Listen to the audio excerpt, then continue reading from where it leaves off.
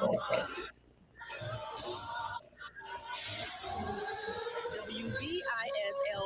1069, Winterville, Aden, Southside, Greenville, North Carolina. Hello and welcome to Awesome Radio 106.9 on your FM dial.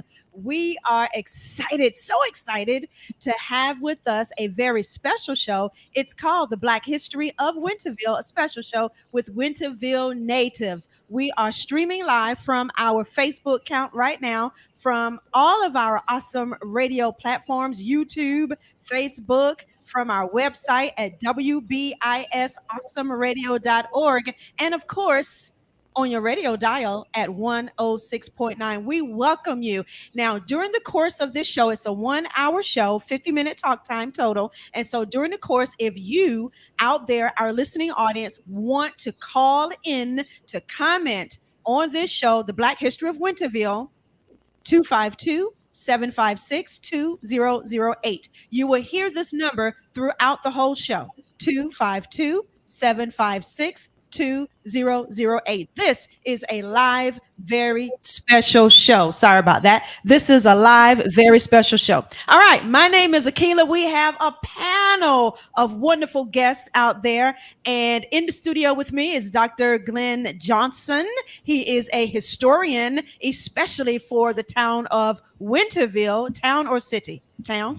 All right. Especially for the town of Winterville. Sharice Boyd Jackson, our co-host, beautiful co-host with her African attire. You have to see her, y'all. Black History Month. She is going to introduce our panel. And you remember Beverly from earlier today, right? From the Senior Care Matters show. Beverly DeWitt is with us, and she has her lovely mother with us as well. Sharice, you're going to do the introductions. Good afternoon. We want to introduce Mr. J.B. Hill. Give a wave, Mr. Hill. Wow. I like to affectionately call him Uncle JB. We have Mother Rosa Daise. She is one of our matriarchs, and I like to affectionately call her my Aunt Rosa. Give us a wave. And my father is somewhere, so I don't know what type of technical difficulties we are having, but I do believe he is on the line. Mr. Paul, I'm sure your face will show up shortly. He disappeared. Okay, so while you go set him up again, Sharice, if you have time, we will continue on with this show. All right. So we're going to start out with Mrs. Rosa Daise. Mrs. Rosa Daise, introduce yourself. Well, we know your name is Mrs. Rosa Daise, but tell us a little bit more about you. My name is Rosa Daise. Rosa Fleming Daise. I was born in North Carolina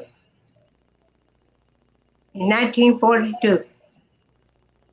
I'm the oldest child of my parents. I had 2 sisters and 3 brothers. So that made 6 of us. We had a good time. We had a 4-room house. My mother and father worked every day so we could have some place to live. That was a joyful time. I got spankings and I needed some. My mother didn't bring anything. My father worked most of the time. We went to church every Sunday. I'm glad of that because I know what it is to be born at that time. We had a dirt road. We still have a dirt road in front of our house. I live next door to the house that my mother and father had. When I came back from New York, I wanted to live someplace. This lot was still vacant. And I said, I want to live close to my parents, Doris and Mac Fleming.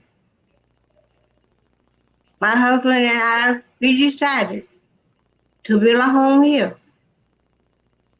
I'm so glad because God,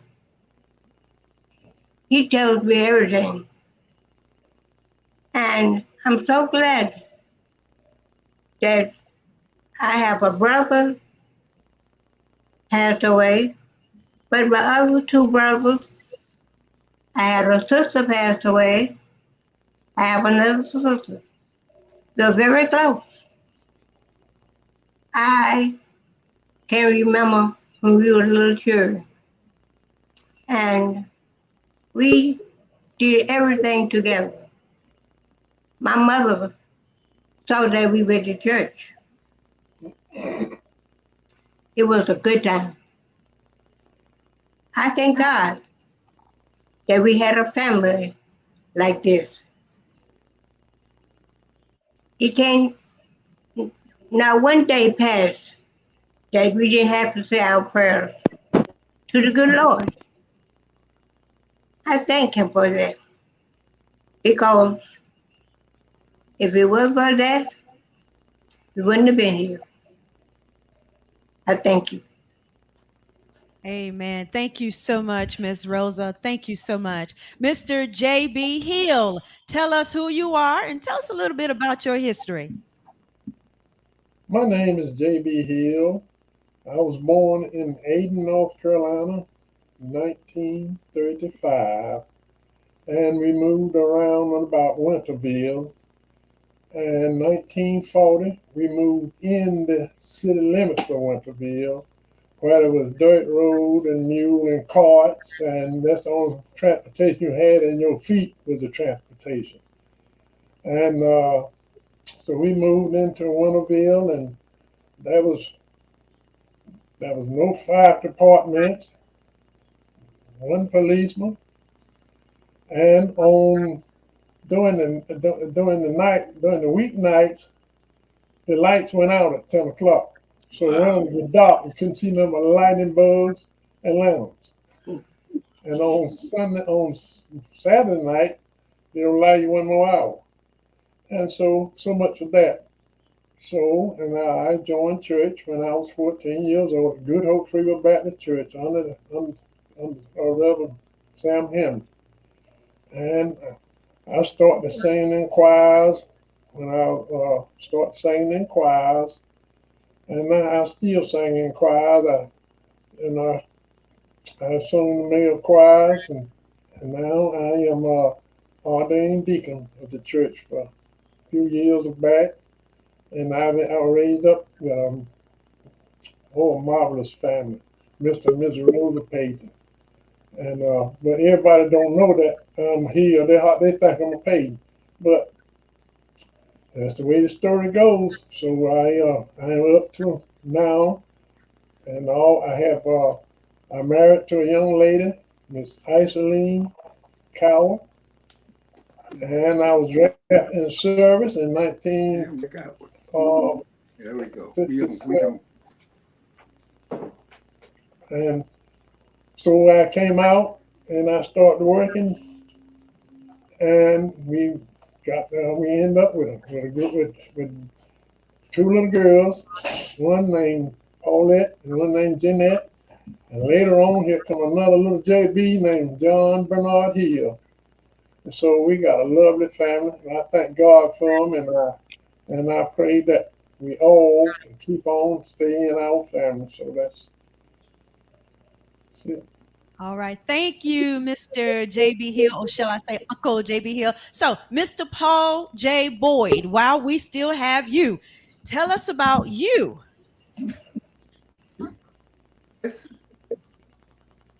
Mr. Paul Boyd, tell us about who you are. That's Sharice's dad, a native of Winterville. Mr. Paul Boyd, can you tell us about you? All right. So while we're trying to get him situated, you are listening to Awesome Radio 106.9 on your FM dial. This is a very special show. It's called the Black History Special, The Natives of Winterville. So we're going to go to Mr. Glenn Johnson very briefly. Tell us what you have a little bit about the history of Winterville. You ain't hear me? Ladies and gentlemen, Go ahead, Glenn. I can't hear. Ladies and gentlemen, as you know, I'm originally from North Jersey, but I consider myself now a North Carolinian, having been in Winterville for 8 years. And one thing I found out just a couple months ago about W.H. Robinson Elementary School Don't hold it. was first known as Winterville Color School. And I met up with my daughter. My granddaughter was with her, and I told her about that. And I reluctantly said that in front of my granddaughter that I regret doing because my granddaughter got excited. And when I said, yeah, the school that Jada goes to, W.H. Robinson Elementary School, was first called Winterville Color School. And she was like, what? What is that? So my daughter had to pull her to the side and get her home to explain it to her. All right. Mrs. Rosa, tell us, how was it growing up in Winterville as a young girl? As a young girl, I went to school at 5 years old. And I went to Robinson Union School. I had a good time there. I finished school at 16, the high school. We had to walk to school. We had not the kind of place that we have now for school, but we went there. And we had to do everything that the teachers told us to do. It's not like it is now. I was in the library with Mrs. May. Mr. May was he was the principal of the school. We had a good time. We had buildings not together, but we had about 6 buildings that were separate. And we went from one building to the other for different classes. We had a good time as being children who walked to school. I walked to school and from school every day. Oh, I was afraid. Paul's brother walked me back home every day because the teacher was at me. They wanted to beat me up. His name was Theo Boyd. Yes. So there was but, bullying back then too? yeah, oh, yes. Yes. over there. Children are children. And we have children that's good and we have children that's bad. But I got my grades and I finished school. Thank God. After I finished school, in June, I turned 16. And I told my mother and father, I'm going to New York to find me a job. They said, no, you're going to Kinston, North Carolina. I went there. I stayed until Christmas. When Christmas came along, my cousin came home. I went back to New York with her.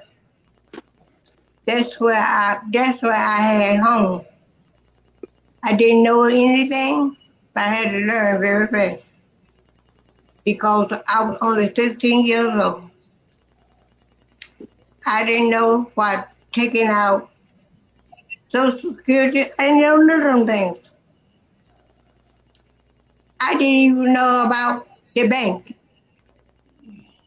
I stayed with my uncle and aunt. My aunt taught me a lot of things. God bless her. But I tell you right now, if it wasn't for all of that, it saved my life. to be a young lady, to go on through everything. I got married, had 2 daughters here. I had God, let me have a daughter. She's still here. I said, she's still here, stay with me. But I'll tell you one thing, God is a good God. Amen to that. Amen. Yes, he is. So we're going to throw the mic to Yes. Mr. Paul Boyd. All Hello. right. Hello. All right. How are you doing today? Oh, I'm fine. Thank you. All right. So tell us about Mr. Paul Boyd. Well, I also went to Robinson and I started at 5 also. And I graduated at 17 and I was sick of working in tobacco. That was my downfall. So I told my mother, I said, Mom, this is my last year working in tobacco. She said, why? I said, because I'm going in the military. And so I graduated on the 24th of May, 1955. On the 25th of May, 1955, I was in the Air Force the very next day. Wow. And I did 4 years in there. And I came out and I wanted to go to A&T College, but I didn't have the GI Bill. So I told my aunt when I first went in the military, I said, my wife has my mother has an allotment from my older brother. And so I'm going to make my allotment out to you and you save my money. So when I get out of the military, I can go to college. She said, okay. And we had that down. But all the time I was in the military, she let my younger brother go to college on my money. And when I came out of the military, I had no money to go to college on. So I went to New York and I drove. I went to New York and got a job working on typesetting machines. And then I came back to North Carolina after 13 years because I had a promise of a job at DuPont Company. And in the year that I was down at DuPont, they laid me off 3 times. So I said, this is not a job for me. So I went back to New York and I got a job driving a city bus. Best job I ever had. All right. Mr. Boyd, hold that thought, right? We have a call. Okay. Caller, you are live on the air. This is Awesome Radio, a very special show, Black History for Winterville, North Carolina natives. Hello, caller, you are live on the air. This is Awesome Radio. All righty, we're going to give you one more chance. Caller, you are live on the air. This is Awesome Radio, a special show, natives of Black History, Winterville, North Carolina. Okay, so caller, you can call back. Yes, all right. So, Mr. Boyd. Okay, Sharice, hey. Yes, yes. Thank goodness. I'm glad to hear everything. Just remember, to all of our listeners and callers, you are listening to Awesome Radio 106.9 FM.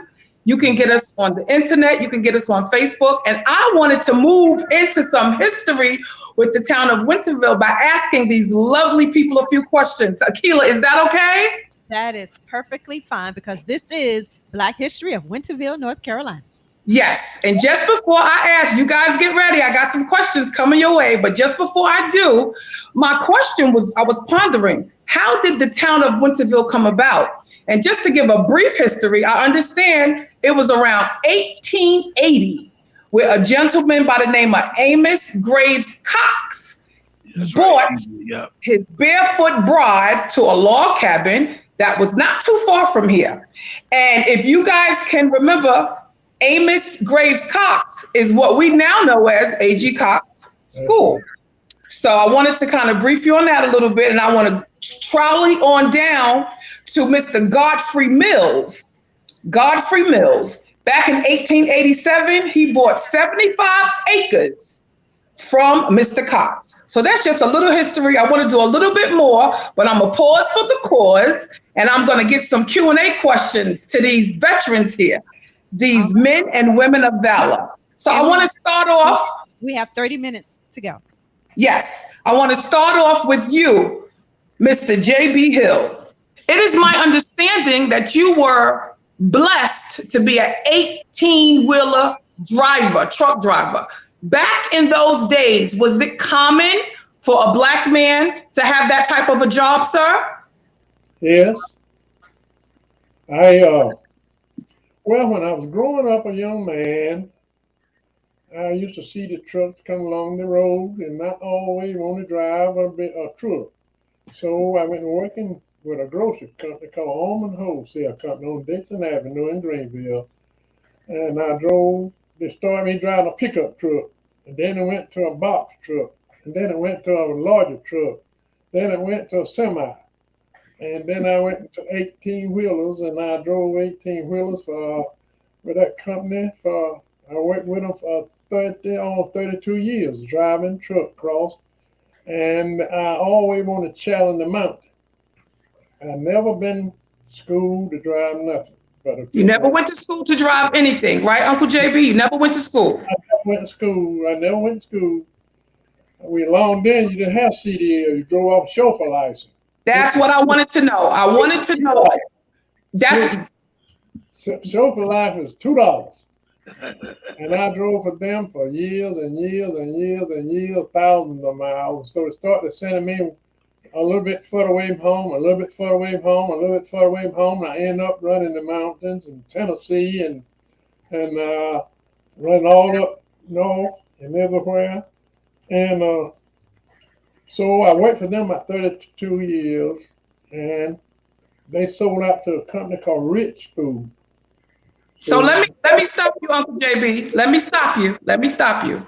So now, if I wanted to drive an 18-wheeler, I would need a certain kind of license. But you're telling me when you started driving, you didn't need that certain kind of license, right? The only thing you used was chauffeur license. Now you had to have CDL. You got to go through all kinds of, you go all kind of training and all this kind of thing. It takes for weeks and things to. You're right. You're right. But I never been to, I didn't. They offered to send me to school, but I didn't want to go to school. I said, I want to start the hard way. And all right, I'm going to stop you right there, Uncle JB. I'm going to stop you because we got to keep going. So my next question is going to go to my Aunt Rosa. Now, I understand there are different sets of boys in Winterville.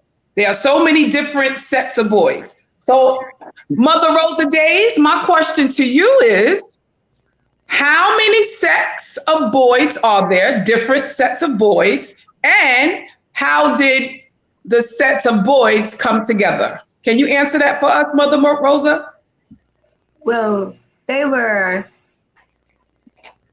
had several sets of boys. Some boys were very young when they started out to take care of themselves. And some boys, we didn't have boys like we have today. I'm talking about BOYD. Meaning great grandma boys. And how did the different boys, how the families come together? Like grandma married a boy. Yeah.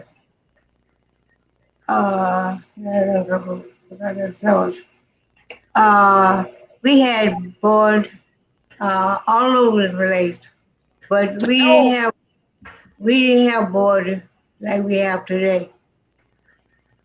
And they stayed together as a family. They knew each other, not like the ones today. I was glad to be in the family with my grandmother and grandfather. Has been a boy. Family was good. We did everything. We went to school, we went to church, we went to the ball games. All the ball games and everything was outside.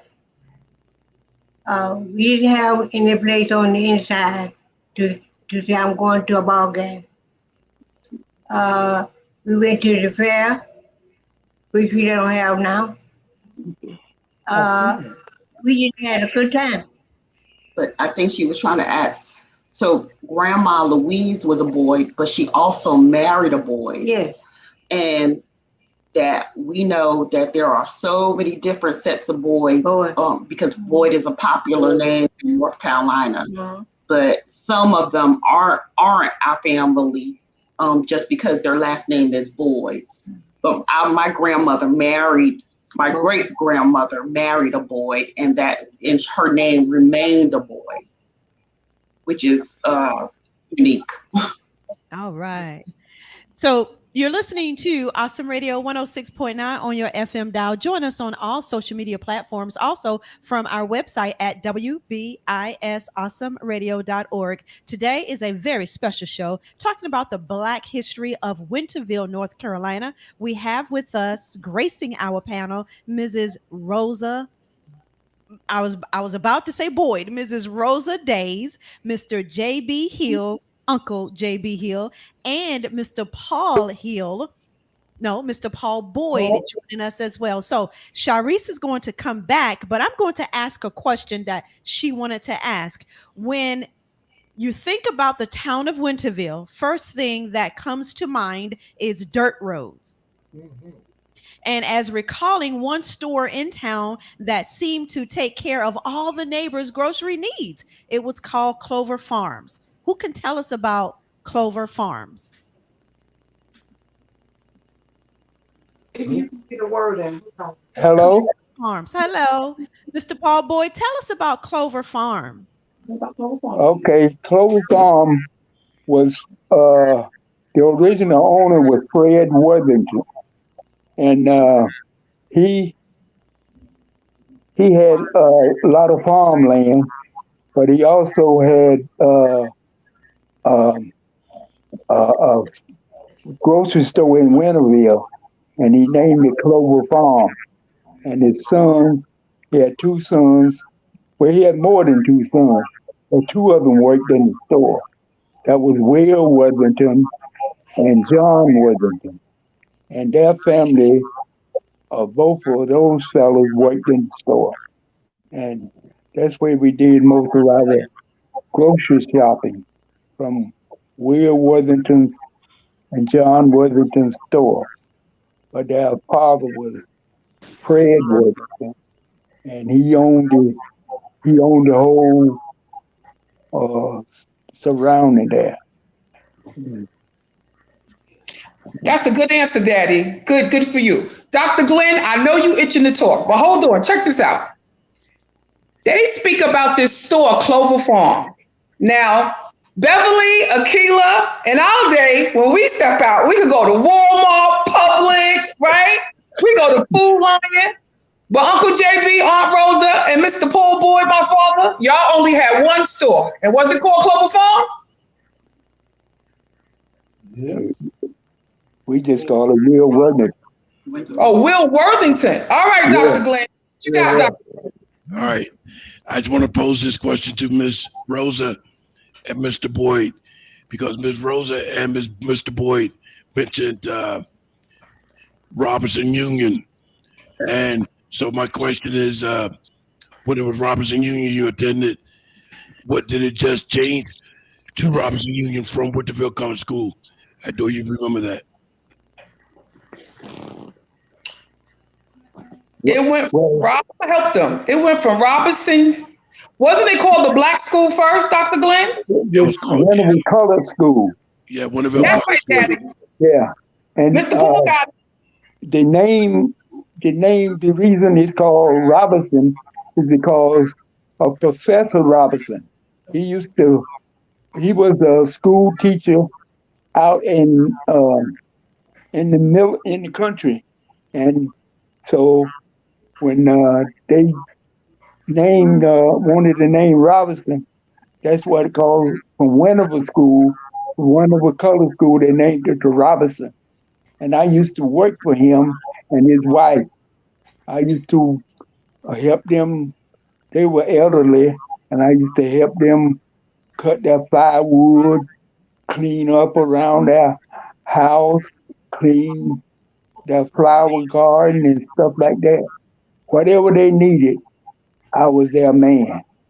And they used to give me a few the quarters of 50 cents or something All like right, that. Dad. Very But good. All right, Dr. Glenn. What's your next question?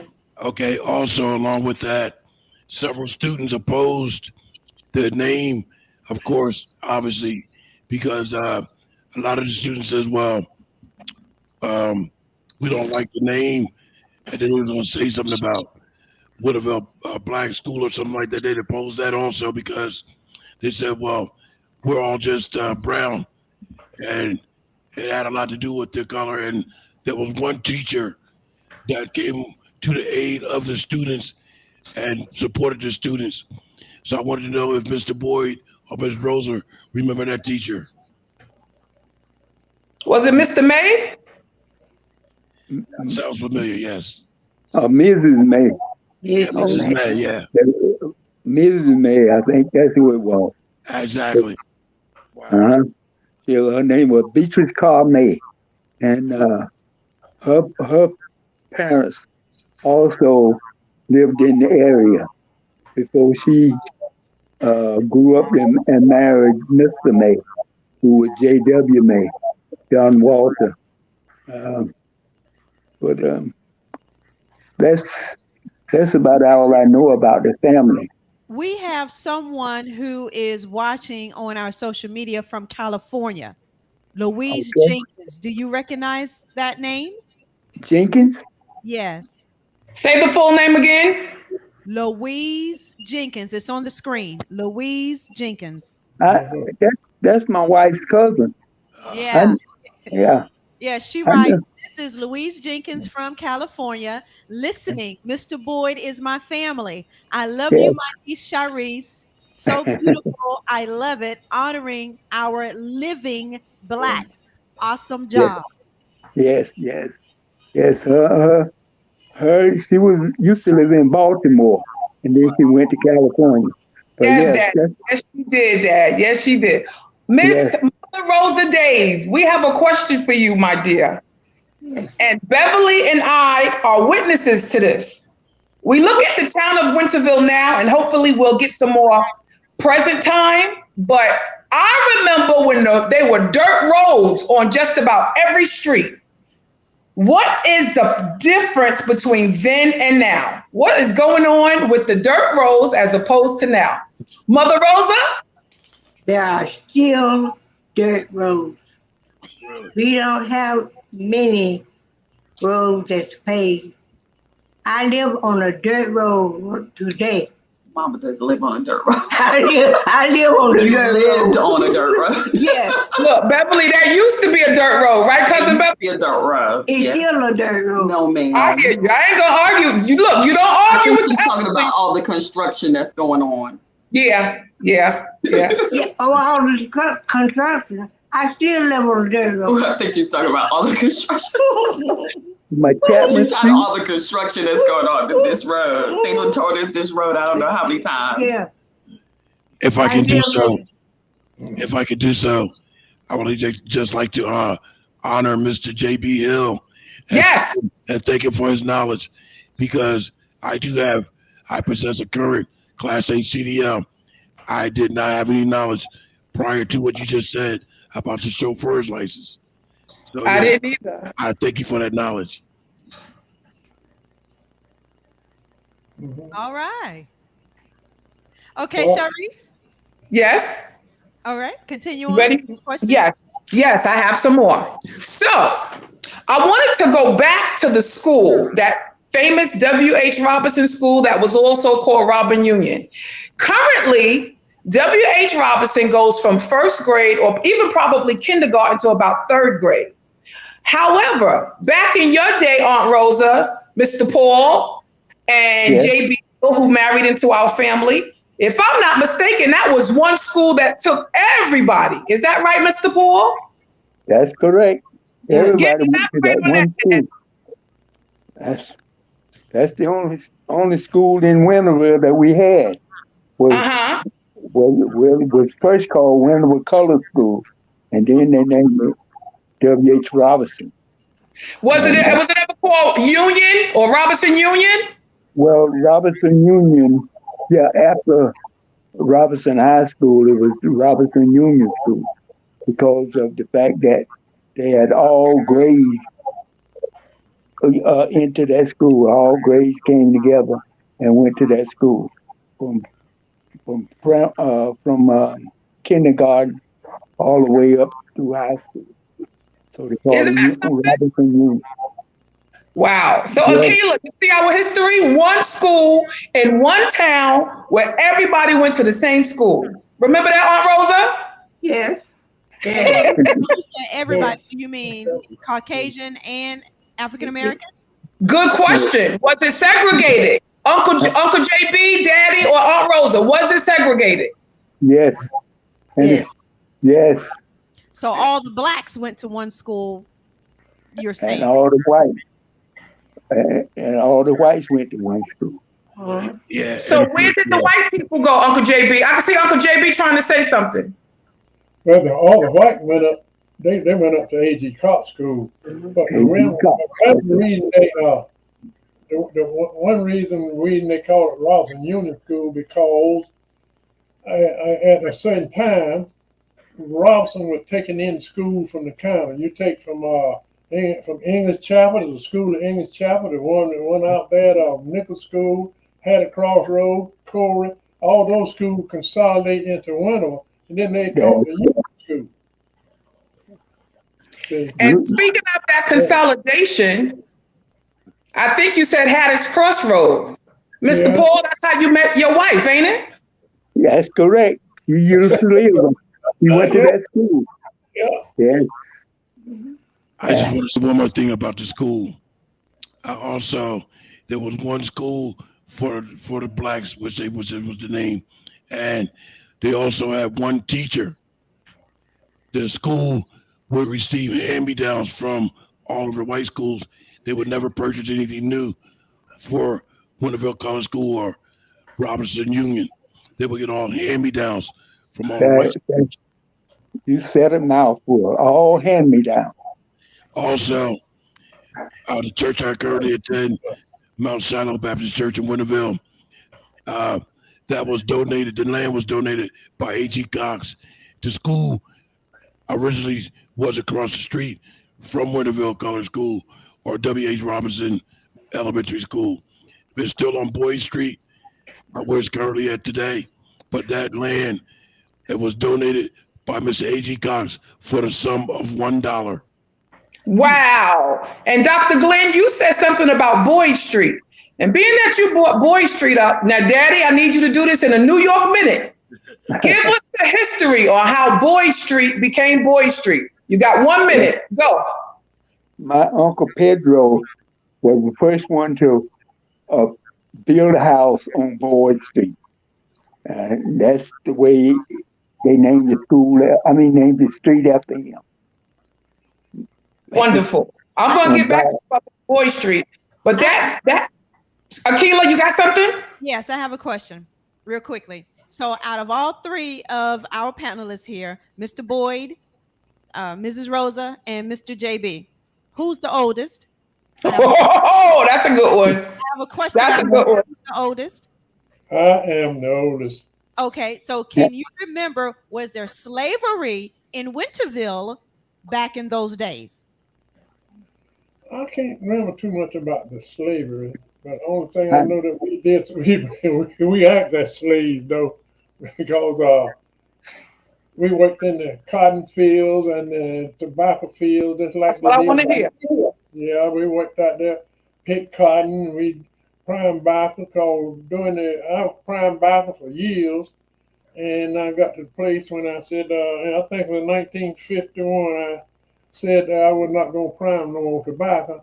So they asked, what you going to do, son? I said, I'm going to Baltimore. I got an older sister up there. I'm going to work up there. I ain't priming no more tobacco. I ain't looking behind there, another mule behind.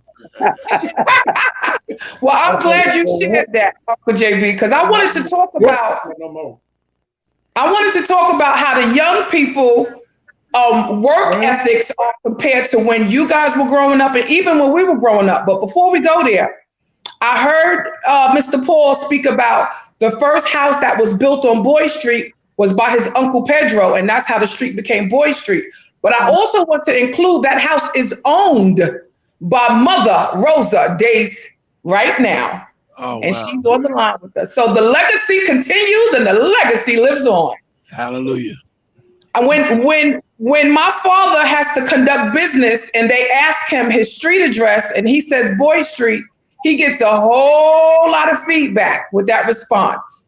But I'm going to give it back over to Dr. Glenn or Akila so you guys can continue so I can go help my father out with the reception.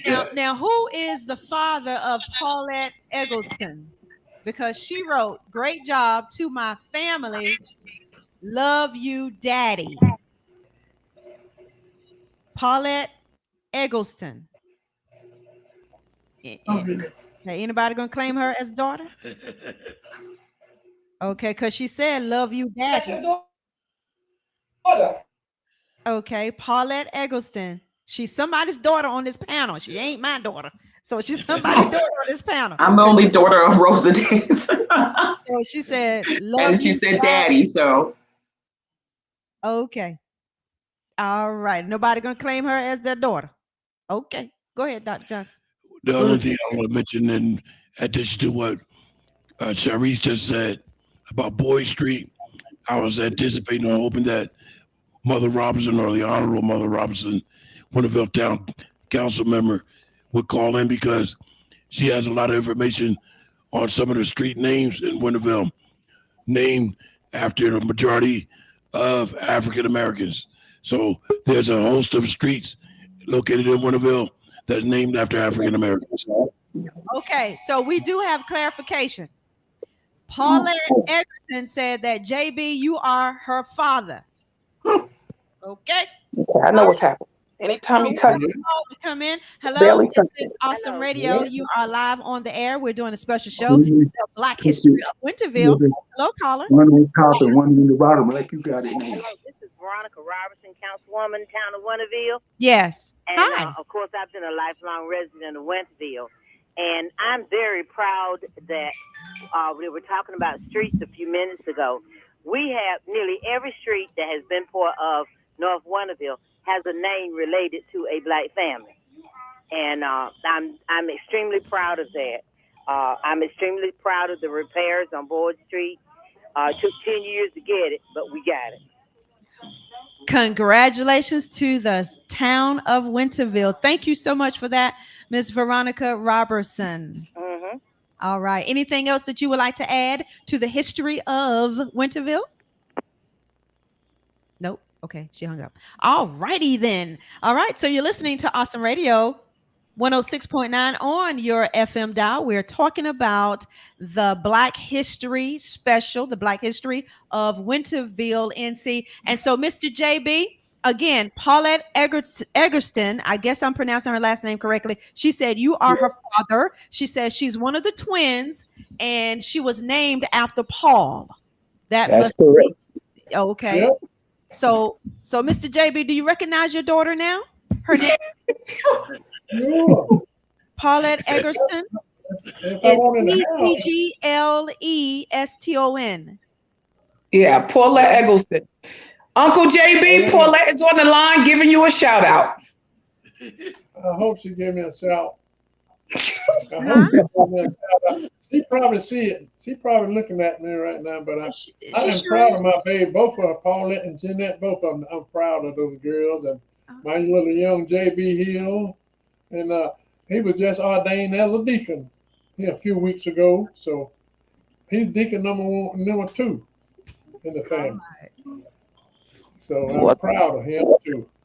We have all right. I have a question. How much time we got, Akila? Can I ask a question? 6 minutes. Yes. All right, I can do it in 2.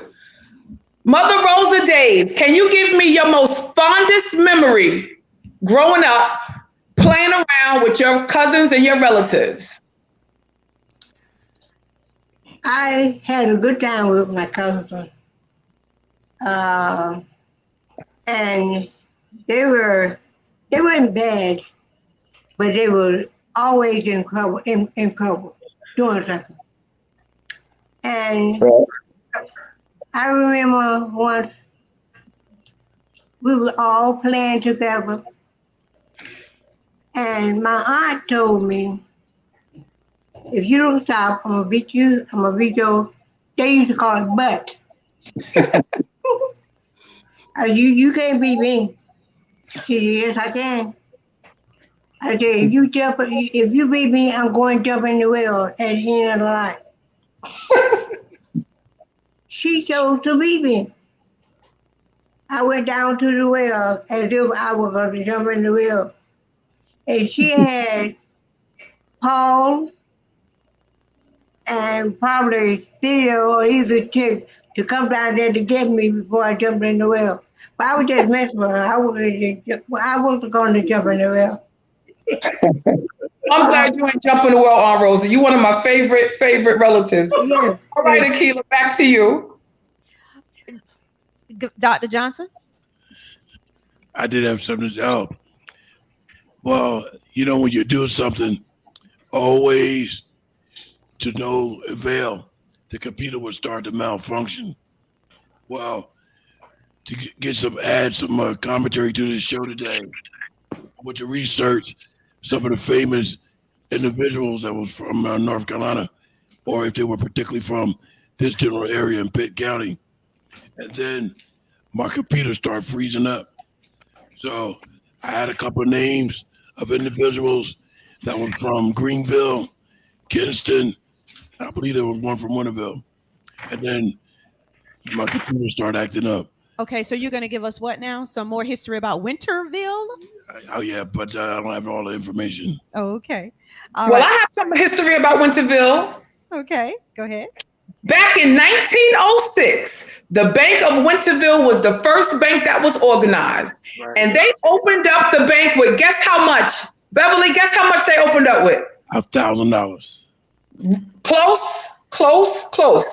It opened up with $1,000, but how much did it cost to have it organized and built and stocked? Somebody guess real quick. I have no idea. $5,000. $5,000 was capital stock to open up the first Bank of Winterville. They had to open up the bank. In 1906. So that's just a little history for Winterville. I'm also honored that the Honorable Miss Veronica came on to shout us out. Back in your hands, Akila. All right. Thank you again, Veronica Robertson, for calling in to give us more history on the Winterville and the streets, Boyd Street. And she did say that the streets in Winterville, they are named after someone pertaining to Winterville anyway. Right. So that makes Winterville a close-knit community right there. We have about 2 minutes left in today's show. So let me say right now, thank you everyone for joining us here on Awesome Radio. Before we close, I do want to have the opportunity to say that Mrs. Rosa Daise, thank you so much. Beverly, thank you for preparing your mother, the caregiver for your mother, to being on this show. Mr. J.B. Hill, Uncle J.B. Hill, thank you so much for your wisdom and for sharing your knowledge, the history of Winterville. Mr. Paul Boyd, thank you so much also for your wisdom that you've shared. Mrs. Rosa Daise, for your wisdom as well. Dr. Glenn Johnson, the historian, thank you so much for being here. And I have one more tidbit. Boyd Jackson, thank you for organizing this and for co-hosting with us. And so with 1.5 minutes left, go ahead, Dr. Johnson. My last tidbit is on Winterville. And it said that the town was unique in several ways. It was the highest point in the county, which perhaps means it was a little closer to heaven. And yes, it did say that. Yeah, and was also known for its excellent mineral water, good for one's digestive system and kidney trouble. Wow, that is awesome. So Winterville still have mineral water? I believe they do because they have their own utility. Yeah, we have our own well, right, Daddy? Yeah. Yes. We got our own well, right, everybody? Here they go. Well, as far as I know, we got our own well. All right. And isn't Winterville also coined as a slice of a good life? Slice of a good life. Slice of the good life. Yes. All right. Yes. That's yes. Well, thank you again, everyone. We're about to end the show on radio. Now, if you want to continue on our social media platforms, that's fine and well, but we're about to close this thing out on Awesome Radio. Thank you so much for listening. Thank you again, Veronica Robertson, for calling in. Thank you, Mrs. Rosa Daise, Mr. Uncle JB Hill, Mr. Paul Boyd, Sharice, Dr. Glenn. My name is Akila, and we're going to sign off right here, Awesome Radio. Thank you so much again. 252-756-2008 is the number to call whenever we are live on the air. We'll see you the next time. God bless. Thank you. Bye, family. Bye. Good job. Good job. Bye-bye. Bye. Bye.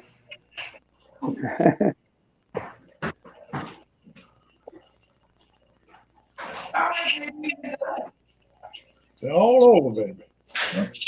Good job. We are signing I off. think we did a fair job. So we are still on social media. Anybody Is want to say anyone? remarks? Yeah. Want to say something? Say something to them. Do you want to say anything in closing? Huh? Do you want to say anything in God closing? bless you all. I love you. Well, Jeanette said, love you, Daddy, Jeanette and Bernard. So Mr. All JB, right. your daughter too, right? Yeah, I love them all. They're my love. Okay. And I Paulette want said, to- awesome. I want to thank you for letting me be on here. I love everybody that's on, and I hope you the best for your good life. Thank Thank you, you. Mrs. Been a Rosa. pleasure. Been a pleasure. Amen. Thank you. And I want to thank you for having this as well, because, you know, they are cousins to one another, and, you know, they don't get to see each other often. So this is a way for them to get to see each other and reminisce. So I thank you. Thank you. You're so very welcome. Charlemagne McCarter said, great job, y'all. Great job. All right. And yes, all of you did a wonderful, wonderful job in telling us and educating us about the rich history of Winterville. Slice of a good life. Thank you so much. All right. Well, we're not going to hold your time long. Thank you so much again for being with us, and God bless you. Okay. God bless you too. All righty. Bye-bye. Bye-bye.